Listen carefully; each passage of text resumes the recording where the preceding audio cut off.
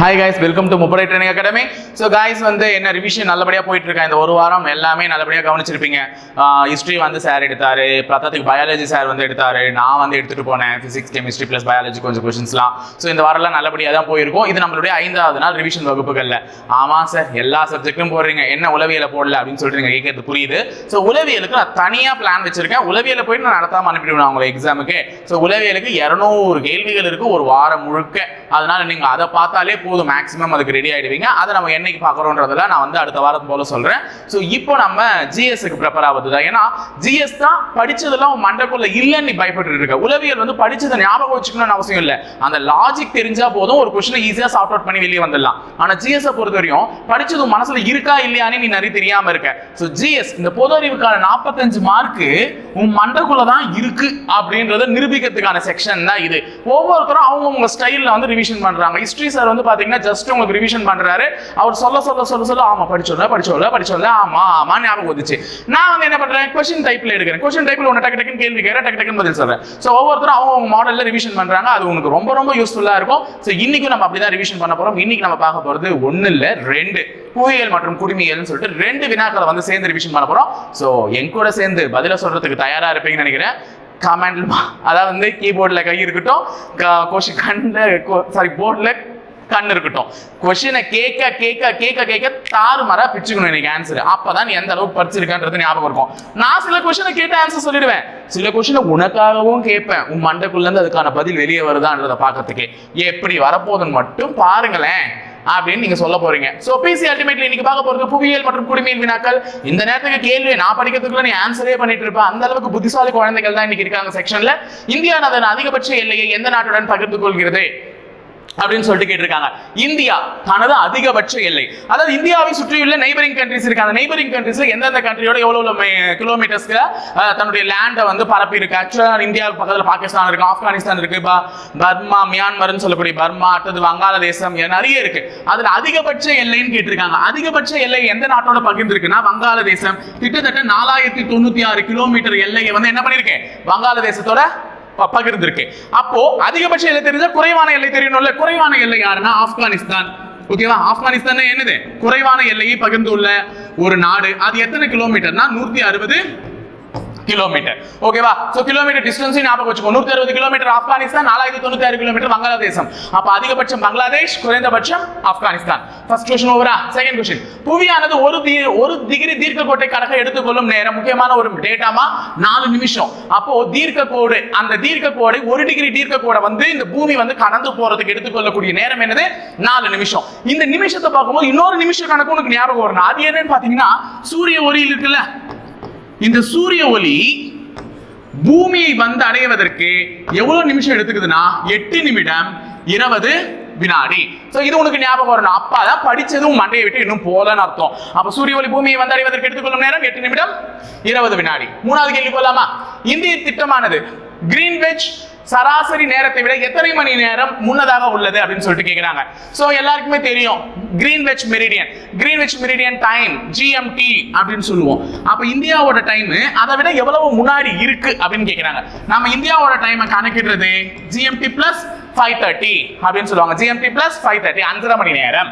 அப்ப 5 மணி நேரம் 30 நிமிடம் என்பதுதான் சரியான விடை. அப்ப இந்தியாவில் உள்ள எல்லா டைமையும் கணக்கிடுறது இதுதான். அதே மாதிரி இந்தியாவில் அந்த ரேகை வந்து எந்த மாநிலத்தில் உள்ள எந்த நகரத்தின் வழியாக போகுதுன்னு கேட்பாங்க. நான் ஆல்ரெடி சொன்னேன், உத்தரப்பிரதேசம், அதுல உள்ள அலகாபாத், அதுல உள்ள மிர்சாபூர்.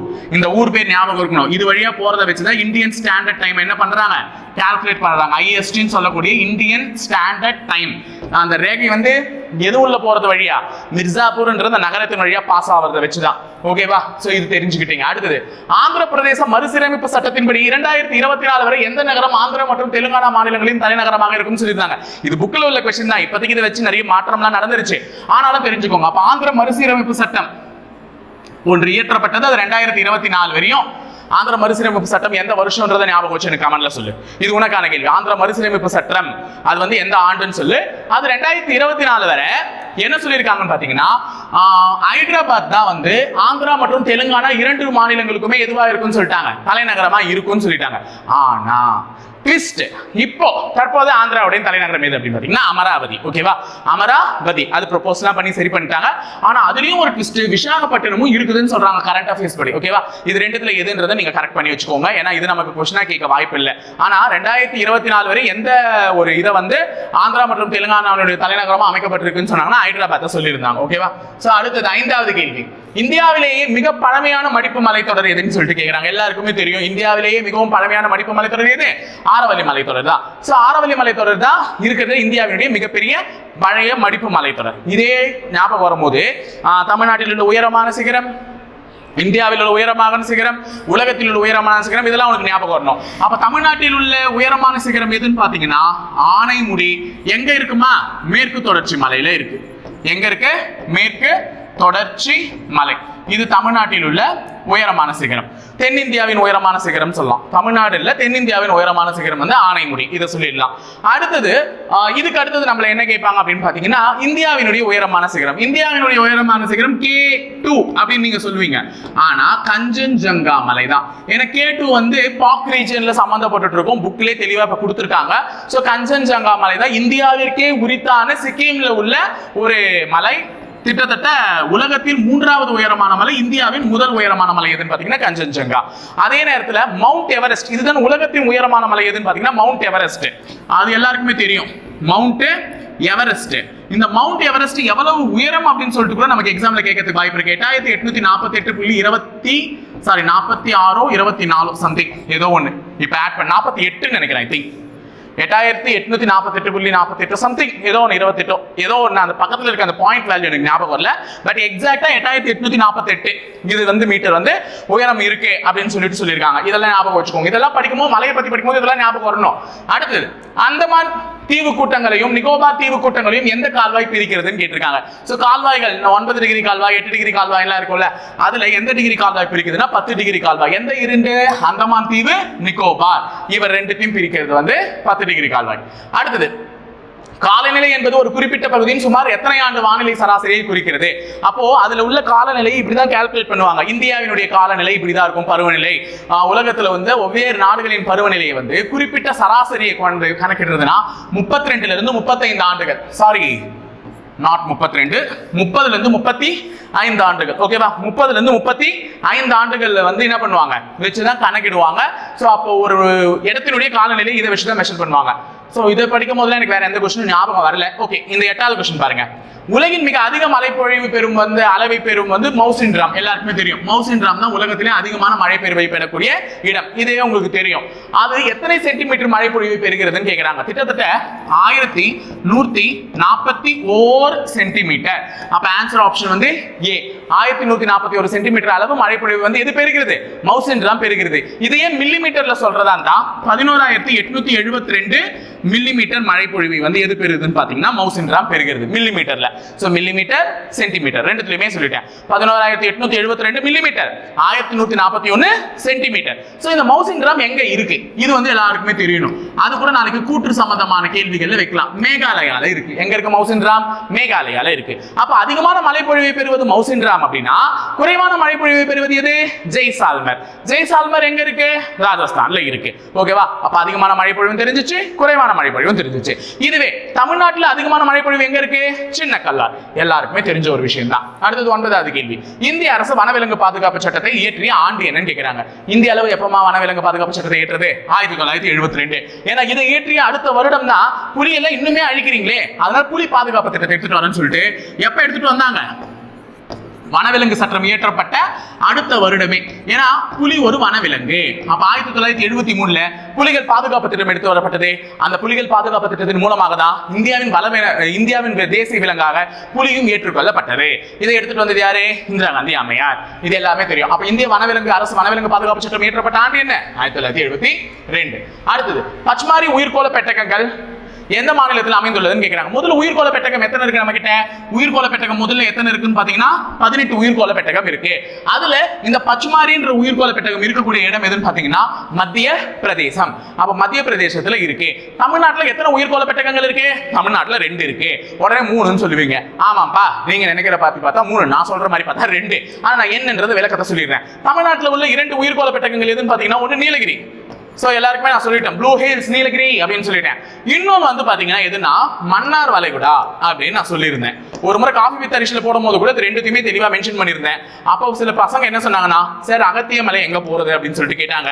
அகத்திய மலை எதுக்குள்ள சேர்ந்திருக்கும் பாத்தீங்கன்னா கேரளாலையும் சேரும். அதனால தமிழகத்துக்கே உரித்தானது 2ன்னு சொல்லியிருந்தேன். ஓகேவா? அப்ப தமிழகத்துக்கே உரித்தானது 2 எது? மன்னார் வளைகுடா, நீலகிரி. கேரளால அகத்திய மலை சேர்ந்துரும். அதனாலதான் அது இல்லைன்னு சொன்னேன். இப்ப இங்க அசாம்ல இருக்கிறத பத்தி தெரிஞ்சு வச்சுக்கோங்க. அசாம்ல ஒண்ணு மனாஸ் இருக்கு, இன்னொன்னு வந்து என்னன்னு பாத்தீங்கன்னா திப்ரு செய்கோவா, இது 2மே இருக்கு. அசாம்ல இருக்கக்கூடிய என்னது உயிர்கோள பெட்டகங்கள். சிக்கிம்ல இப்பதான் சொன்ன கஞ்சன்ஜங்கா மலை நம்ம பார்த்தோமா? அந்த கஞ்சன்ஜங்கா மலை வந்து எங்க இருக்கு? சிக்கிம்ல இருக்கு. ஒடிசால எது இருக்குன்னு பாத்தீங்கன்னா சிம்லி பால். இதெல்லாமே வந்து தெரிஞ்சு வச்சுக்கணும். அப்ப மத்திய பிரதேசத்துல எது இருக்குன்னு பார்த்தோம்? பச்சுமாரி. கூடவே இன்னொன்னு தெரிஞ்சு வச்சுக்கோங்க, மத்திய பிரதேசத்துல எது இருக்கு? பன்னா. ஓகேவா? ஞாபகம் வருதா? எல்லாமே படிச்சது தானே நீங்க? 11வது கேள்வி, இந்திய வேளாண் ஆராய்ச்சி கழகம் தொடங்கப்பட்ட ஆண்டு என்னன்னு கேக்குறாங்க. இந்திய வேளாண் ஆராய்ச்சி கழகம் தொடங்கப்பட்ட ஆண்டு 1953. ஓகேவா? So Indian agricultural research institute அப்படின்னு சொல்லக்கூடிய ஓகேவா? 12வது கேள்வி, உலக அளவில் நெல் உற்பத்தியில் இந்தியா வகிக்கும் இடம் என்னன்னு கேக்குறாங்க. இந்தியா உலக அளவுல நெல் உற்பத்தியில முதலிடத்துல யார் இருக்காங்கன்னு பாத்தீங்கன்னா சீனா. முதலிடத்துல யார் இருக்காங்க? சீனா. அப்ப நம்ம 2வது இடம் சார். அவ்வளவுதான். நீங்க இப்படி பேசும்போதே தெரியுது. அப்போ சீனா முதலிடம் என்றால் இந்தியா எத்தனாவது இடம்? 2வது இடம். நம்ம இந்தியாவில் நெல் உற்பத்தியில முதலிடத்துல யார் இருக்கிறது அப்படின்னு பாத்தீங்கன்னா எந்த மாநிலம் இருக்கு அப்படின்னு பாத்தீங்கன்னா மேற்கு வங்கம். இது மேற்கு வங்கம். இவங்க தான் இந்தியாவில் நெல் உற்பத்தியில முதலிடத்துல இருக்காங்க. சர்க்கரை கிண்ணம், சர்க்கரை அப்படின்னு சொல்லக்கூடிய சர்க்கரை கிண்ணம் வந்து இந்தியாவினுடைய சர்க்கரை கிண்ணம் எது? சுகர் பவுல் ஆஃப் இந்தியா யாரு? ஏன்னா எக் பவுல் ஆஃப் இந்தியா முட்டைகளின் இது வந்து நான் வந்து சொல்லியிருந்தேன் ஆந்திர பிரதேசம் அப்படின்னு சொல்லிட்டு. இந்தியாவினுடைய சர்க்கரை கிண்ணம்ன்றது எந்த மாநிலத்தை குறிக்குதுன்றத மறக்காம கமெண்ட் பாக்ஸ்ல கமெண்ட் பண்ணிட்டு போங்க. இப்படி படிக்கும்போது உங்களுக்கு ஞாபகம் கண்டிப்பா வரும். அடுத்தது, கேரளாவில் முதலில் ரப்பர் தோட்டம் உருவாக்கப்பட்ட ஆண்டு என்னன்னு கேக்குறாங்க. அது மட்டும் இல்லாம இந்தியாவில் ரப்பர் தோட்டத்தை முதல்ல எங்க தான் ஆரம்பிச்சாங்க? கேரளாவில் தான் ஆரம்பிச்சாங்க. ஏன்னா கேரளாவில் தான் ரப்பர் மரங்கள் அதிகமாக இருக்குன்னு நம்ம பார்த்திருக்கோம். இப்போ அதுக்கு தொட்டி கேரளாவை தொட்டி ஒட்டி இருக்கக்கூடிய நிறைய தமிழகத்தில் உள்ள இடங்கள்லயும் இருக்கு. ஆனா கேரளாவில் தான் முதல் ஆரம்பிச்சாங்க.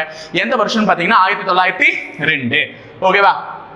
அடுத்தது 19வது கால்நடை கணக்கெடுப்பு எடுக்கப்பட்ட ஆண்டு என்னன்னு கேக்குறாங்க. நல்லா ஞாபகம் வச்சுக்கோங்கம்மா, கேட்டிருக்கிறது கால்நடை கணக்கெடுப்பு, அதாவது வந்து கேட்டல். ஓகேவா? நம்ம வந்து சாப்பிடணும். மனிதர்களுடைய கணக்கெடுப்பு வந்து எத்தனை வருஷத்துக்கு ஒரு முறை நடக்கும்னா 10 ஆண்டுகளுக்கு ஒரு முறை நடக்கும். ஆனா இந்த கால்நடை கணக்கெடுப்புன்றது 5 ஆண்டுகளுக்கு ஒரு முறை தான் நடைபெறும். எத்தனை ஆண்டுகளுக்கு ஒரு முறை? 5 ஆண்டுகளுக்கு ஒரு முறை. இறுதியாக 20வது கால்நடை கணக்கெடுப்பு நடந்தது. அது எப்ப நடந்ததுன்னு பாத்தீங்கன்னா 2019 நடந்தது. அப்ப இதுக்கு முன்னாடி 5 வருஷத்தை கழிச்சு நம்மனா கூடாது. ஆக்சுவலா 19வது நடந்தது எந்த வருஷம் பாத்தீங்கன்னா 2012. சோ 19வது கால்நடை கணக்கெடுப்பு நடைபெற்ற ஆண்டு வந்து 2012. 2019 வந்து 20வது கால்நடை கணக்கெடுப்பு நடந்தது. வேணா கொஞ்சம் தள்ளி போயிடுச்சு. ஆனா 5 ஆண்டுகளுக்கு ஒரு முறை தான் கால்நடை கணக்கெடுப்புகள் நடத்தப்படும். 15 இறைச்சி உற்பத்தி எவ்வகை புரட்சியை சார்ந்தது? எல்லாருக்குமே தெரியும், இறைச்சி அப்படின்னாலும் சிவப்பா ரத்தம்லாம் வரும். அப்ப சிவப்பு புரட்சியை சார்ந்தது. இறைச்சி மட்டும் சிவப்பு புரட்சி இல்ல, தக்காளியும் இதுலதான் சேரும், சிவப்பு புரட்சியில தான் சேரும். அப்ப பழுப்பு புரட்சி எதுக்கெல்லாம் சார் சொல்லலாம் அப்படின்னு பாத்தீங்கன்னா லெதர், தோல் பொருட்களுக்கு சொல்லலாம். கோகோ, காஃபிக்கெல்லாம் போடுறோம்ல, கோகோ அது சொல்லலாம். இது வந்து பழுப்பு புரட்சிக்கு. மஞ்சள் புரட்சி எதுக்கெல்லாம் சொல்லலாம்னு பாத்தீங்கன்னா எண்ணெய் வித்துக்கள். ஞாபகம் வருதா? ஞாபகம் வரணுமேமா, எண்ணெய் வித்துக்கள். சாம்பல் புரட்சி எது? இது இப்போ உனக்கான கேள்வி.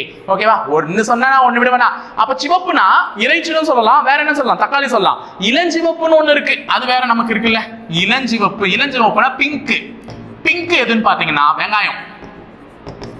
வெங்காயம் பொருகுவேன், இறால், மருந்து பொருட்கள், இதெல்லாம் எது வரும்னு பாத்தீங்கன்னா பிங்க், இளஞ்சிவப்பு புரட்சி. எனக்கு இப்ப நீ சாம்பல் மட்டும் என்னன்றதை மறக்காம கமெண்ட் பாக்ஸ்ல கமெண்ட் பண்ணிட்டு போறேன்.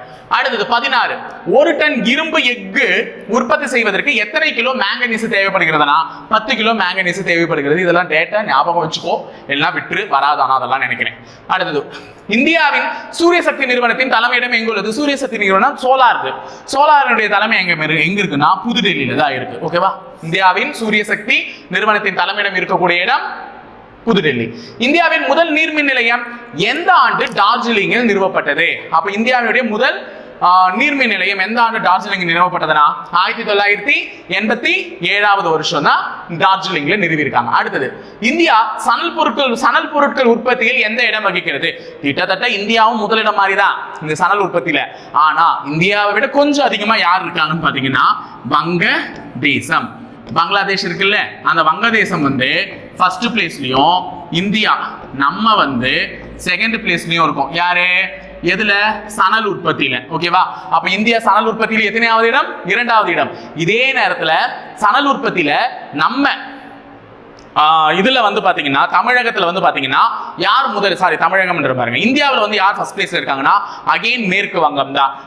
நெல் உற்பத்திலையும் மேற்கு வங்கம் சொன்னா, அப்போ சணல் உற்பத்திலையும் யார் தான்? மேற்கு வங்கம் தான் முதல் இடத்துல இருக்கு. ஓகேவா? இந்தியாவில். அடுத்தது, இந்தியாவில் உற்பத்தி செய்யும் மேக் இன் இந்தியா எந்த ஆண்டு தொடங்கப்பட்டதுன்னு கேட்கிறாங்க. மேக் இன் இந்தியா இது எல்லாமே வந்து இந்த மோடிஜி அவர்கள் வந்ததுக்கு அப்புறமா தான் நடந்தது. மோடிஜி அவர்கள் ஆட்சிக்கு பொறுப்பேற்றது வந்து 2014. 2014 தான் எந்த திட்டமானது தொடங்கப்பட்டிருக்குன்னு பாத்தீங்கன்னா மேக் இன் இந்தியா. அன்னைக்கு நான் இன்னொரு விஷயம் கரண்ட் அஃபேர்ஸ்ல சொன்னேன், சுகன்யா சம்ரிதி யோஜனா அப்படின்னு சொல்லிட்டு செல்வ மகள் சேமிப்பு திட்டத்தை சொன்னேன். அதை நான் அளவா கரெக்டா மென்ஷன் பண்ணிருக்கேன். ஜனவரி 22 எந்த வருஷம்? 2005 மோடி வந்த அப்புறம் தான். ஓகேவா? ஜனவரி 22 2005. அடுத்தது, இந்தியாவின் முதல் காகித தொழிற்சாலை 1812ஆம் ஆண்டு மேற்கு வங்காளத்தில் எந்த இடத்தில் தொடங்கப்பட்டதுன்னு கேக்குறாங்க. சோ எந்த இடத்துல தொடங்கப்பட்டதுன்னா செராம்பூர். இதுலதான் வந்து எந்த தொழிற்சாலை? காகித தொழிற்சாலை. ஓகேவா? இரும்பு தொழிற்சாலைனா ஜம்ஷெத்பூர் அப்படின்னு சொல்லியிருப்பாங்க. ஸ்டீல் எஃகு தொழிற்சாலை, இரும்புல எஃகு அப்படின்னா ஜம்ஷெத்பூர்னு சொல்லியிருப்பாங்க. ஜம்ஷெத்பூர் எதுக்கு ஃபேமஸ்? எஃகுக்கு. ஓகேவா? செராம்பூர் தான் நான் காகித தொழிற்சாலையோட ஃபேமஸ் பண்ணிருக்கேன். ஆசியாவின் டெட்ராய்டு. எல்லாருமே இந்த நேரத்துக்கு கமெண்ட்ல தீப்பொறி பறக்க போயிட்டு இருப்பீங்களா? ஆன்சருக்கு என்ன அப்படின்னு பாத்தீங்கன்னா ஈஸியான ஒண்ணு. ஆசியாவின் டெட்ராய்டு என அழைக்கப்படுவது எது? சென்னை. அடுத்தது 23வது கேள்வி. பருத்தி இழையிலிருந்து விதைகளை பிரித்து எடுக்கும் முறைக்கு டேஷ் என்று பெயர். இது வந்து ஒரு ப்ரீவியஸ் இயர் क्वेश्चनும் கூட நமக்கு. சோ பருத்தினா அந்த இதுக்கு பருத்தி மட்டும் பேசாம குடோன்ல இருந்திருக்கலாம்ன்ற மாதிரி பேசுறாதீங்க. ஆக்சுவலா வந்து பஞ்சு. அந்த பஞ்சுல வந்து அந்த விதைகள்லாம் இருக்கும். கண்டிப்பா எல்லவோ பஞ்சுல பாத்தீங்கன்னா விதைகள்லாம் இருக்கும். அதை வந்து பிரித்து எடுக்கக்கூடிய முறைக்கு என்ன பேர் அப்படின்னு பாத்தீங்கன்னா ஜின்னிங். ஓகேவா? என்ன முறை? ஜின்னிங்.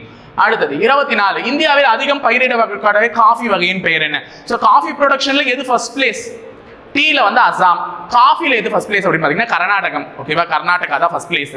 அதுல காஃபி வகையில இந்தியாவில் அதிகம் பயிரிடப்படக்கூடிய காஃபி வகையினுடைய பெயர் என்னன்னு பாத்தீங்கன்னா அரபிகா. என்ன பிகா? அரபிகா. அடுத்தது, உலகினுடைய மிகப்பெரிய புவியீர்ப்பு அணை எங்க உள்ளதுன்னு கேக்குறாங்க.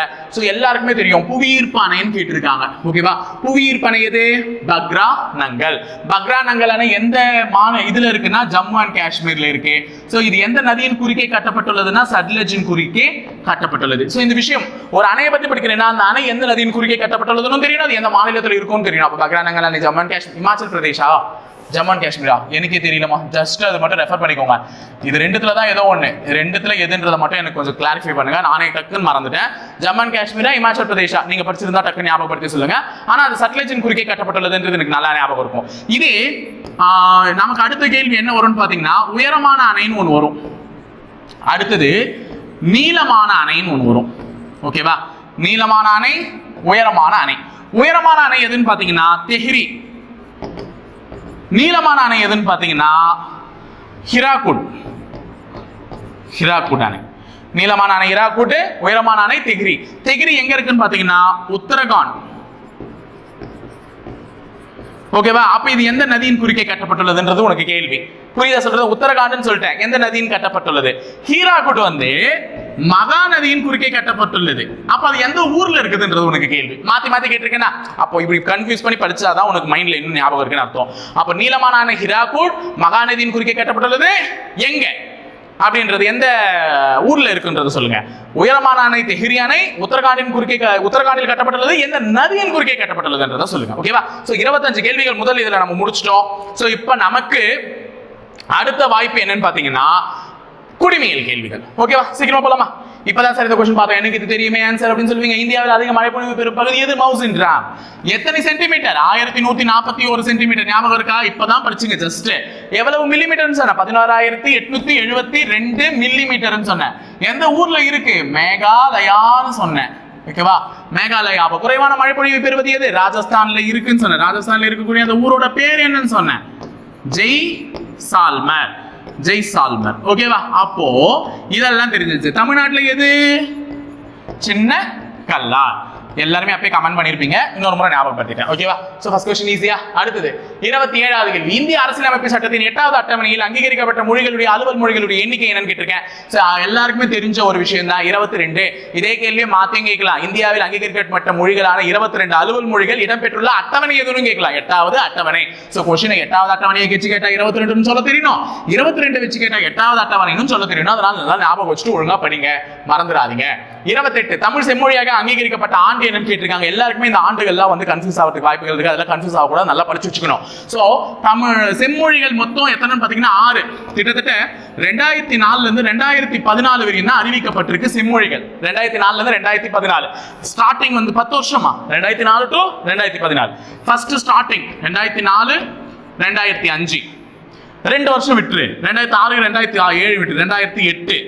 அதுக்கப்புறம் கடைசி வருஷம் இருக்குல்ல 2014, அதுக்கு முன்னாடி 2013. இவ்வளவுதான். இப்படிதான் ஞாபகம் வச்சுக்கணும். ஸ்டார்டிங்ல 2 வருஷம், முடிவுல 2 வருஷம், நடுவுல 2008. 2008 2004 பக்கத்துல 2005. அதான் சொல்றேன், ஸ்டார்டிங்ல 2, முடிவுல 2, நடுவுல 1. சோ இதுல தான் இந்த 6 செம்மொழிகள் அறிவிக்கப்பட்டிருக்கு. அதுல நம்ம தமிழ் மொழி வந்து 2004. தமிழ் மொழிக்கு அடுத்தது சமஸ்கிருதம். சமஸ்கிருதத்துக்கு அடுத்தது இந்த 2008 நடுவுல வந்திருக்குல்ல. சோ 2 இதுக்கு கொடுத்திருக்காங்க. ஒன்னு என்னன்னு பாத்தீங்கன்னா நம்மளுடைய தெலுங்கு, இன்னொன்னு என்னன்னு பாத்தீங்கன்னா கன்னடம். சோ இந்த ரெண்டுத்துக்குமே வந்து செம்மொழி அந்தஸ்து கொடுத்துட்டாங்க. அது 2013 2014 வந்துச்சு. சோ மலையாளம் நாங்க என்ன சொம்பையா கொடுங்க அப்படின்னு சொல்லிட்டு மலையாளம் வந்து 2013 வாங்கிடுச்சு. 2014 ஒடியா வாங்கிடுச்சு. ஓகேவா? 2014 ஒடியா வாங்கிடுச்சு. அப்ப 6 செம்மொழிகள் 2004 இருந்து 2014. முன்னாடி 2 வருஷம், பின்னாடி 2 வருஷம், நடுவுல 1 வருஷம் 2008. டக்கு டக்கு டக்குன்னு சொன்ன ஆன்சர். ஓகேவா? அடுத்தது நாளைக்கு அது மேட்ச் தி ஃபாலோயிங் வச்சாலும் விட்டுறக்கூடாது. ஓகேவா? நெக்ஸ்ட் 29 பாங்க்ரா டேஷ் மாநிலத்தின் புகழ்பெற்ற நடனமாகவும் கேட்டுருங்க. பாங்க்ரா, பாங்க்ரானாலே டான்ஸ், பலே பலே பலே அப்படின்வாங்க. சோ எந்த நாட்டினுடையது? சாரி, எந்த மாநிலத்தினுடையது?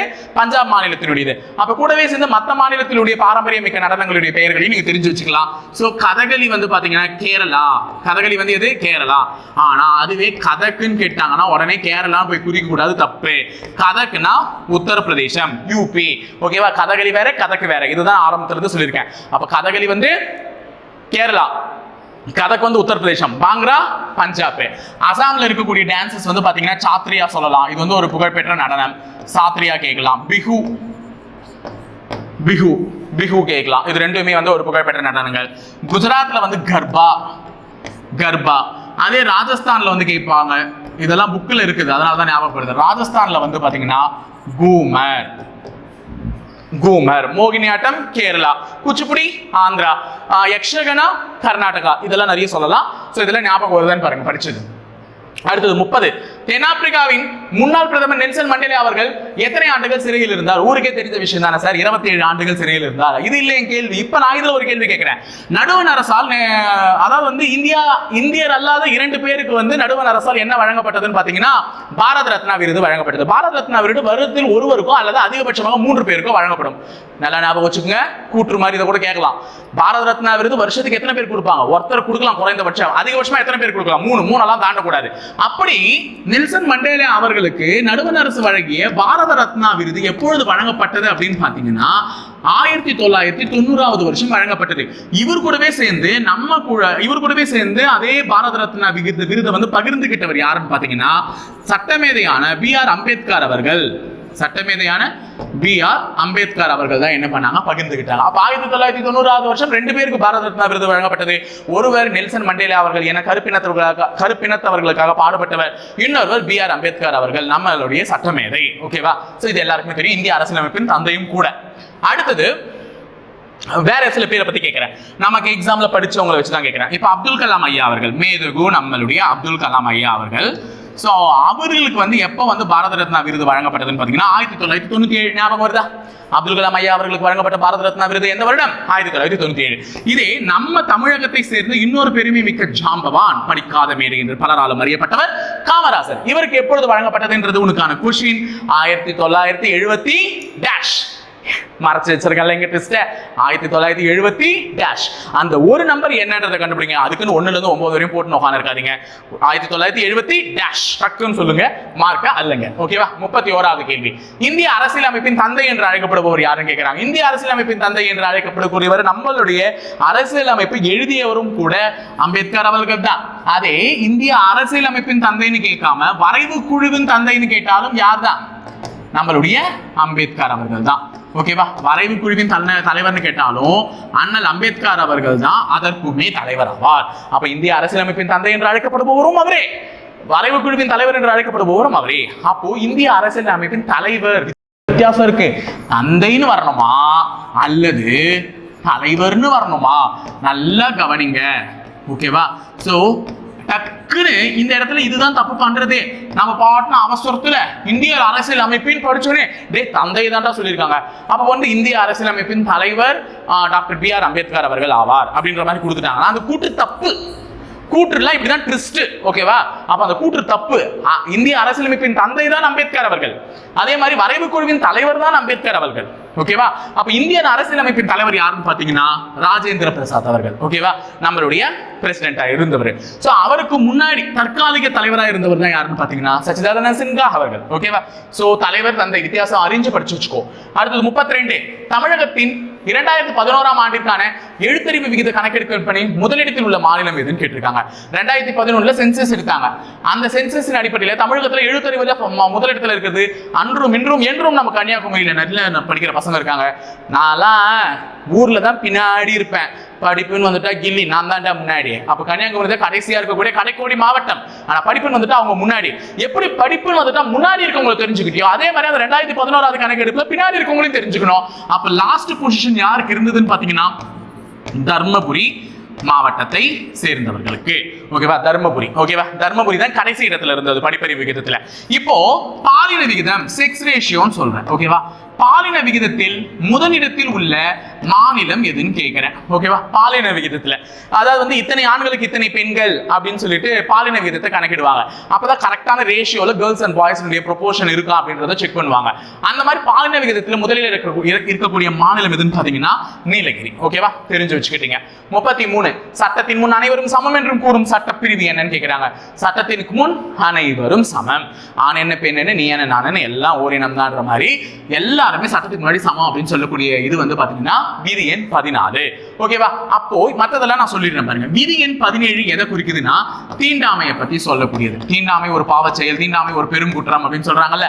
அந்த தீண்டாமை ஒரு மனித தன்மையற்ற செயல் அப்படின்னு சொல்லிட்டு அந்த தீண்டாமையை பத்தி சொல்றதுதான் என்னன்னு பாத்தீங்கன்னா விதி எண் 17. இந்த பொது வேலை வாய்ப்பில் அனைவருக்கும் சமம் அதை வந்து சொல்றது வந்து பாத்தீங்கன்னா நம்மளுடைய விதி எண் 16 பொது வேலை வாய்ப்பை பத்தி சொல்றது. அப்ப விதி எண் 15 எதை சொல்லுதுன்றத மறக்காம கமெண்ட் பாக்ஸ்ல கமெண்ட் பண்ணிட்டு போங்க. ஏன்னா எல்லாத்தையுமே நானே சொன்னா நல்லா இருக்காது. உனக்கு படிச்சது ஞாபகம் இருக்கான்றதை செக் பண்ண வேண்டியது உன்னுடைய கடமை. அதனால கண்டிப்பா உன் மண்டைக்குள்ள இருக்கு, அதனை வெளியே எடுத்துட்டு வா. ஓகேவா? அப்ப சட்டத்திற்கு முன் அனைவரும் சமம் விதி எண் 14. விதி எண் 17 தீண்டாமை ஆமை எழாது. 17 எழாது ஆமை தீண்டாமை. விதி எண் 16 பொது வேலை வாய்ப்பு. 15 எதுன்றதை கமெண்ட் பாக்ஸ்ல கமெண்ட் பண்ணிட்டு போயிடு.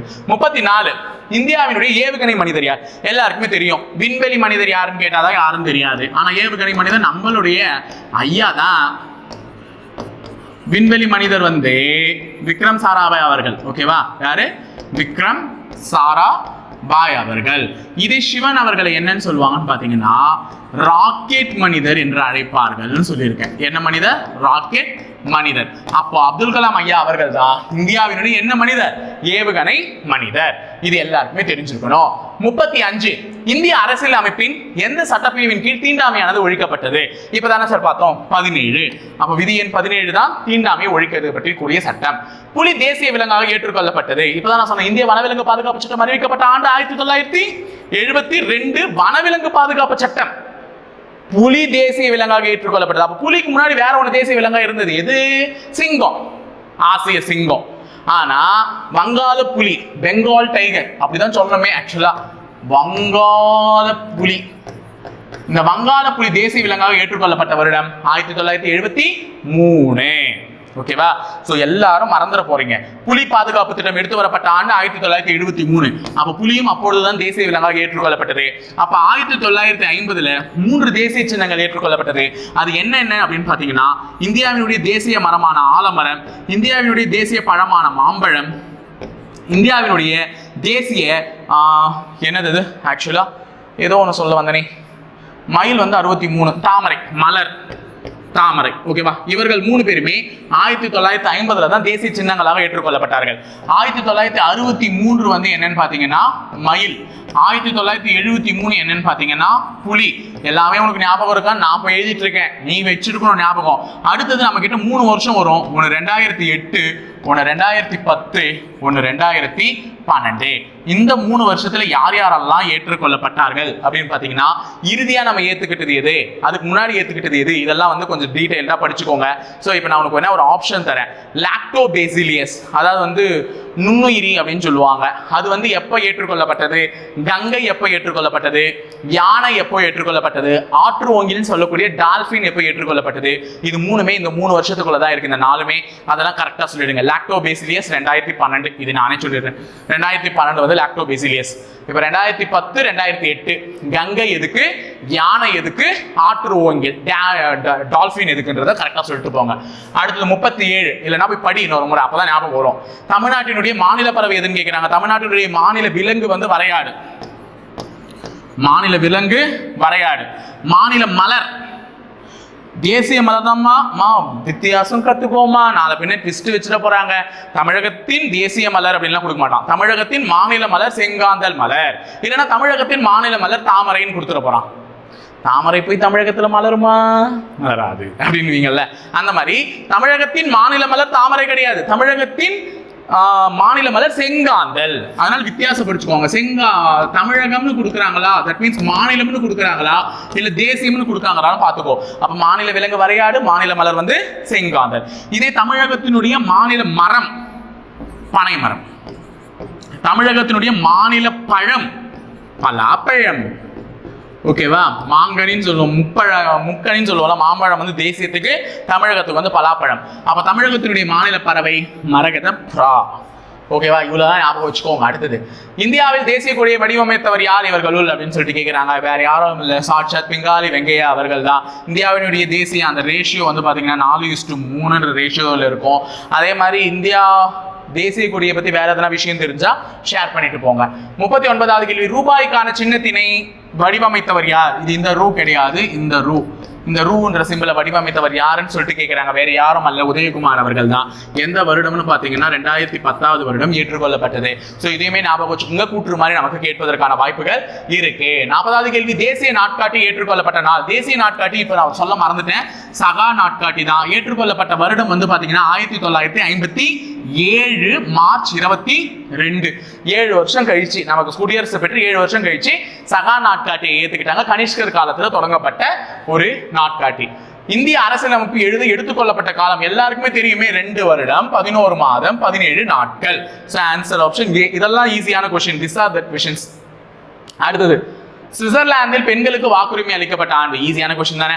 இந்தியாவில் வந்து ஜெனரல் எலெக்ஷன் பொது தேர்தல் வந்து 1952 காலகட்டத்திலே நடந்துருச்சு. அப்பயே வாக்களிக்காங்க. இது வந்து சுவிட்சர்லாந்துல கேட்டிருக்காங்க. 1971 தான் பெண்களுக்கு வாக்குரிமையானது அளிக்கப்பட்டுள்ளது. ஒரு கட்சி முறை நடைபெறும் நாடு எதுன்னு கேட்கிறாங்க. ஒரு கட்சி முறை நடைபெறுவதுன்னா, நானே ராஜா நானே மந்திரி, எனக்கு அடுத்து வரவன் தான் ராஜா, எனக்கு அடுத்து வர என் புள்ளதான் மந்திரி அப்படின்ற மாதிரி கதை ஓடிட்டு இருக்கும். ஸோ அது எங்கன்னு பாத்தீங்கன்னா கியூபா. இதே மாதிரி ஒரு கட்சி முறை நடைபெறக்கூடிய வேறு சில நாடுகள் வந்து சீனா இருக்கு, வடகொரியா, நார்த் கொரியால அது இருக்கு. ஸோ இந்த மாதிரி இருக்கக்கூடிய நாடுகள் எல்லாம் ஒரு கட்சி முறை இருக்கு. இரு கட்சி முறை அப்படின்னு பாத்தீங்கன்னா அமெரிக்கா. இரு கட்சி முறைக்கு ஒரு பெஸ்ட் எக்ஸாம்பிள் யாரு? அமெரிக்கா இருக்கு, USA. ஓகேவா? அப்ப பல கட்சி முறைக்கு யாருன்னா நம்ம சாட்சாத் நம்ம இந்தியா தான். இந்தியாவில் தேசிய கட்சிகளின் எண்ணிக்கை என்னன்றதை மறக்காம கமெண்ட் பண்ணிட்டு போங்க. அடுத்தது, மாநில அரசின் தலைவர் யாருன்னு கேட்கிறாங்க. என்னதான் மாநிலத்துக்கு வந்து முழு பொறுப்பும் அதிகாரமும் முதலமைச்சர் கிட்ட இருந்தாலும், மாநில அரசினுடைய தலைவர் அப்படின்னு சொல்லிட்டு கேட்கும் போது ஆளுநர். யாரு? ஆளுநர்.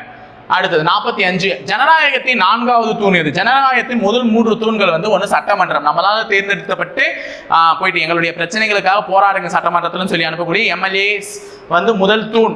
2வது வந்து நிர்வாகம், அட்மினிஸ்ட்ரேஷன், போலீஸ், கலெக்டர், இவங்கெல்லாம். அடுத்தது நீதித்துறை, ஜட்ஜ், தீர்ப்பு கொடுக்குறவங்க. ஸோ இவங்க எல்லாம் ஒழுங்கா இல்லைன்னா ஒரு நாடு வந்து நாசமத்து போயிடும் அப்படின்னு சொல்றாங்க. ஆனா இவங்க தான் முதல்ல ஒழுங்கா இருக்காங்களான்னு எனக்கு தெரியல. ஸோ இவங்க வந்து முதல் 3 தூண்கள். இந்த ஜனநாயகத்துடைய 4வது தூணா மதிக்கக்கூடியது எதுன்னு பாத்தீங்கன்னா ஊடகம், மீடியா. எனக்கு எதா இருந்தாலும் அவங்க தானே இப்ப வெளியே கொணர்றாங்க, அதனால்தான். அடுத்தது ஈரவை சட்டமன்றம் கொண்ட மாநிலம் எதுன்னு கேட்கிறாங்க. பின்வரும் ஈரவை சட்டமன்றம் கொண்ட மாநிலம். முதல்ல ஈரவை சட்டமன்றம் அப்படின்னா என்னன்னா, மொத்தம் எப்படி ராஜ்யசபா லோக்சபான்னு 2 இருக்கும், அந்த மாதிரி மாநிலத்திலையும் சட்ட மேலவை சட்ட கீழவை அப்படின்னு சொல்லிட்டு 2 அவை இருக்கும். இந்த பில்லு இங்க பாஸ் பண்ணா அங்கேயும் பாஸ் ஆகும். ஆனா நம்ம தமிழகத்துல அப்படி இல்லை. எவனா இருந்தாலும் வா, ஒரே இடத்துல வா, அடிச்சுட்டு சாவு, வேட்டியா இருந்தாலும் சட்டையா இருந்தாலும் கிழிச்சிட்டு வெளியே போ, ஒரே சட்டமன்றம் ஒரே இது உரிமை அப்படின்ற மாதிரி ஒரே இடத்துல வச்சுட்டாங்க. ஆனா சில மாநிலங்கள் இன்னைக்கும் ஈரவை சட்டமன்றம் இருக்கு, ராஜ்யசபா லோக்சபா மாதிரி. அதெல்லாம் எதுன்னு கேட்கிறாங்க. முதல்ல தமிழகத்திலேயே அப்படி ஒண்ணு இருந்துச்சு. எம்ஜிஆர் அவர்களுடைய காலகட்டத்தில் தான் அது ஒழிக்கப்பட்டுச்சு. அது எந்த ஆண்டுன்றதை மறக்காம சொல்லுங்க. தமிழகத்துல எந்த ஆண்டு வந்து ஈரவை சட்டமன்றம் ஒழிக்கப்பட்டது, இது யாராவது தெரிஞ்சா மறக்காம கமெண்ட் பண்ணுங்க. ஓகேவா? சோ அப்போ இந்தியாவில் எத்தனை மாநிலங்கள்ல இந்த ஈரவை சட்டமன்றம் இருக்குன்னா 6ல இருக்கு. என்னன்றதை எழுதி போடுறேன் பாருங்க. கர்நாடகம் ஃபர்ஸ்டே நான் கர்நாடகம் எழுதி போட்டதுனால கர்நாடகாவில் இருக்குன்னு அர்த்தம். அப்ப பின்னாடி இருக்கிறதுல கர்நாடகாவில் தான் இருக்கு. குஜராத்ல இல்ல, கேரளால இல்ல, தமிழ்நாட்டுல இல்ல. தமிழ்நாட்டுல இருந்துச்சு, ஒழிக்கப்பட்ட ஆண்டுன்றதை கமெண்ட் பண்ண சொல்லியிருக்கேன். அடுத்தது யாருன்னு பாத்தீங்கன்னா ஆந்திர பிரதேசம், இவங்க கிட்ட இருக்கு ஈரவை சட்டமன்றம். அடுத்தது யாருன்னு பாத்தீங்கன்னா தெலுங்கானா. ஆந்திரான்னு சொல்லும் போதே தெலுங்கானா. இவங்க எல்லாம் தமிழகத்துக்கு மேலே இருக்கிற 3 பேருமா. அடுத்தது மகாராஷ்டிரா, மகாராஷ்டிராவில் இருக்கு. அடுத்தது உத்தரப்பிரதேசம், உத்தரப்பிரதேசத்துக்கு ஈரவை சட்டமன்றம் தான் இருக்கு. லாஸ்ட் ஒன்னு பீகார், லாஸ்ட் ஒன்னு பீகார். அப்ப இவங்க இந்த 6 மாநிலங்கள்ல தான் ஈரவை சட்டமன்றங்கள் இருக்கு. இன்னும் 4 கேள்வி தான். வாங்க வாங்க வாங்க முடிச்சிடலாம். உயர்நீதிமன்ற நீதிபதியின் ஓய்வு பெறும் வயது என்ன? எல்லாருக்குமே தெரியும், 62. ஓகேவா? அடுத்தது சட்டமன்ற தேர்தலில் போட்டியிடும் உறுப்பினரின் குறைந்தபட்ச வயது என்ன? இதெல்லாம் ஞாபகம் வச்சுக்கோங்க. இந்த முறை மேட்ச் தி ஃபாலோயிங் கூட கேட்டிருந்தாங்க. அப்போ சட்டமன்ற தேர்தலில் போட்டியிடக்கூடிய உறுப்பினர்னா எம்எல்ஏ, இவங்களுக்கு குறைந்தபட்ச வயது 25 இருக்கணும். இதே லோக்சபா, லோக்சபாக்கு போகக்கூடிய எம்எல்ஏக்கு எவ்வளவுதான் இருக்கணும்? 25. இது வந்து லோக்சபா. ஓகேவா? இதே ராஜ்யசபா, மாநிலங்களவையா, இது மக்களவை, இது மாநிலங்களவை. ராஜ்யசபானா இங்க போறவங்களுக்கு வந்து 30 இருக்கணும். புரியுதாமா? அதாவது வந்து இவங்கள மக்கள் தேர்ந்தெடுப்பாங்க. லோக்சபாக்கு போறவங்கள, ராஜ்யசபாக்கு போறவங்கள மக்கள் தேர்ந்தெடுக்க மாட்டாங்க. மக்களால் தேர்ந்தெடுக்கப்பட்ட உறுப்பினர்கள் தேர்ந்தெடுப்பாங்க. ஓகேவா? அடுத்தது இந்திய குடியுரிமை சட்டம் எந்த ஆண்டு ஏற்றப்பட்டதுன்னு கேட்கிறாங்க. எல்லாருக்குமே தெரிஞ்ச ஒரு கொஸ்டின் தானே. இதுக்கு நான் ஆன்சர் பண்ணுமா, நீங்க ஆன்சர் பண்ணுமா? நீங்க தான் ஆன்சர் பண்ணணும். இது உங்களுக்கான கொஸ்டின். Command your answer. ஏன்னா இது எத்தனை பேருக்கு தெரியுதுன்னு பார்க்கலாம். Command your answer. ஒரு கொஸ்டினாவது உங்களுக்கு உடனே ஒரு ஆண்டாவது விட்டு வச்சிருக்கேன். அடுத்தது அடிப்படை கடமைகள் எத்தனையாவது சட்ட திருத்தத்தின்படி சேர்க்கப்பட்டது? அடிப்படை கடமைகள் என்பது 42வது சட்ட திருத்தத்தின்படி சேர்க்கப்பட்டது. முதல்ல அடிப்படை கடமைகள் எத்தனை இருக்குன்னு பாத்தீங்கன்னா 11 அடிப்படை கடமைகள் இருக்கு. 11. அதுல 10 அடிப்படை கடமைகள் வந்து 42வது சட்ட திருத்தத்தின்படி சேர்க்கப்பட்டது. 11வது அடிப்படை கடமை 86வது சட்ட திருத்தத்தின் மூலமாக தான் சேர்க்கப்பட்டது. எது? 86வது சட்ட திருத்தத்தில். எது? 11வது அடிப்படை கடமை. இப்ப நான் உங்களுக்கு ஒரு கொஸ்டின் கேட்கிறேன். அடிப்படை கடமைகள் என்பது எந்த நாட்டிலிருந்து பெறப்பட்டது? அரசியலமைப்பில் கூறப்பட்டுள்ள இந்த அடிப்படை கடமைகள் எந்த நாட்டிலிருந்து பெறப்பட்டது? இதை கமெண்ட் பண்ணிட்டு போங்களாம் பார்க்கலாம். எந்த நாடுன்றத மறக்காம. ஓகேவா? 50 கேள்வி இன்னைக்கு நான் நடத்தின புவியியலும் மற்றும் குடிமையியலும் சேர்த்து ஓரளவுக்கு ரிவிஷன் பண்ண ஒரு ஃபீல் கிடைச்சிருக்கும். ஸோ எதுவுமே உன் மண்டையில இருந்து மறக்கல, உன் மண்டைக்குள்ள தான் இருக்குன்றத ப்ரூஃப் பண்றதுக்கான செக்ஷன் தான் இது. ஸோ எல்லாருமே கரெக்டாக கமெண்ட்ஸ்லாம் பண்ணியிருப்பீங்க. So all the very best guys. So இணைந்திருங்கள், நம்ம தொடர்ந்தே பயணிப்போம் இனி வரும் காலங்களில் வெற்றிகரமாக. நன்றி, வணக்கம்.